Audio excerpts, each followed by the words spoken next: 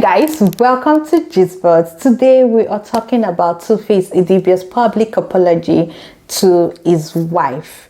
Before we talk about that, it's been a while since I came on this platform and I've missed every bit of what this platform offers. Like this is the place where I gist, right? So I've missed it. If this is your first time on this channel, thank you so much for coming. Welcome to Gistbuds, where you get to speak your truth without being judged. So if there is anything you've seen or you read, or there's something you heard me say, or something that you like, anything that you like, kindly subscribe to this channel, share my video, and tell me what you like so I can give it to you back to back.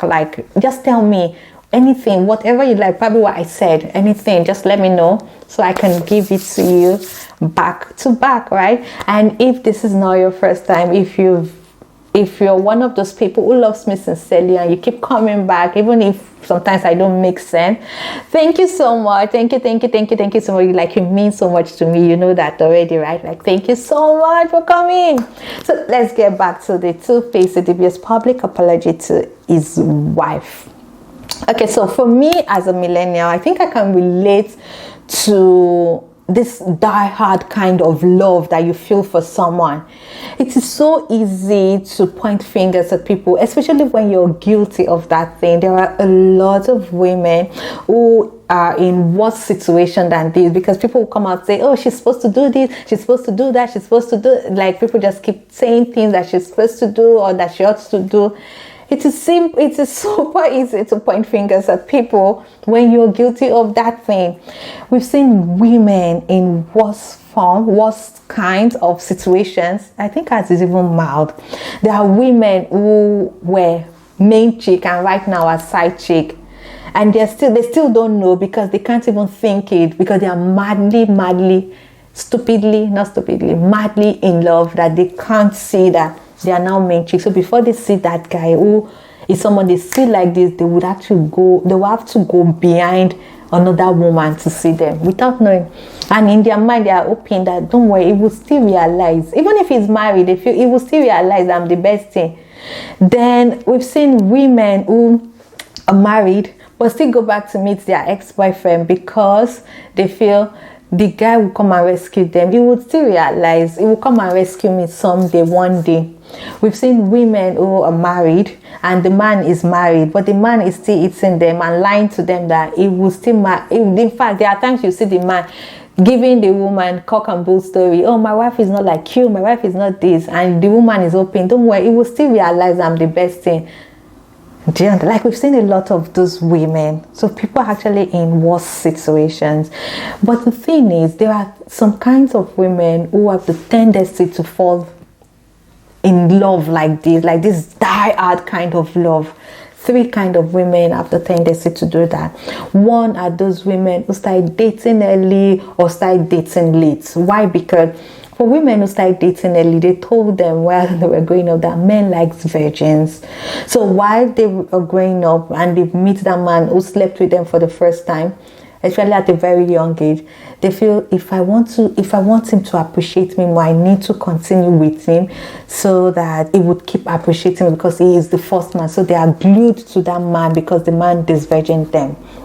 Or the man or the ones who start dating really late, they tell themselves, for goodness sake, virgins are rare and men like virgins, and I'm a virgin, especially virgin who is this old. So they want to stay glued to the man because they feel men like virgins, and me, I'm actually in mine is not even the early one, the late one, so the man should appreciate me. Then secondly, we've seen women who right from when they were going, theirs was intense, where they tell them that everything you do for a man. Even if you don't want to do that thing, you must learn it for a man. Oh, you need to learn how to cook for a man, because the way to a man's heart is his stomach. You need to be clean, because men like women who are clean. You need to know how to cook, how to wash, because men like women who are hardworking. You need to learn how to pray, because men like prayerful women. Then thirdly are those women who the self-identity, they have self-identity issues. I remember seeing a story about Sumbo Adeoye, very wonderful woman who is doing a lot of things, and I remembered reading the story as Two-Face baby mama. And I'm like, for goodness sake, I think she deserves to be called Mrs. Adeoye. She deserves to be called Sumbo. Why are they still using that? So there are people that no matter what you've done, you won't be identified by your name, but by the event of something in your life. And you tell yourself every day, I want to do more. I want people to know me for me, but it's still not going. There are some people who are living life that they did not expect they would live. You did not expect you make so much money. So especially when the money is coming from a man, they want to build their life, their world around that man, like Mario. That is where I would die. So those three women have the tendency to have this die-hard kind of love, right? So like you just need to be open-minded. Why it is so problematic at the moment is because of the era. People need to understand that. For me as a millennial, I can understand why someone would feel this way, because of what you've heard growing up, that a man likes this, a man likes that, a man likes this. When you know that you can bring in so much of those things that they said a man likes together, when you can bring in, when you have those quality, those wife materialistic quality, you expect that man to love you, and when the man does not, you're confused because you don't know what to do. And you find that most of those women who fall in this category, what they do is they're hopeful, they keep waiting, they keep praying until that man sees them, that like there is nothing you can say to them to make them realize that no, the man is not what you can give to the man. The man does not want to stay because of what you can't give to the man. That thing that you cannot give to the man is yourself.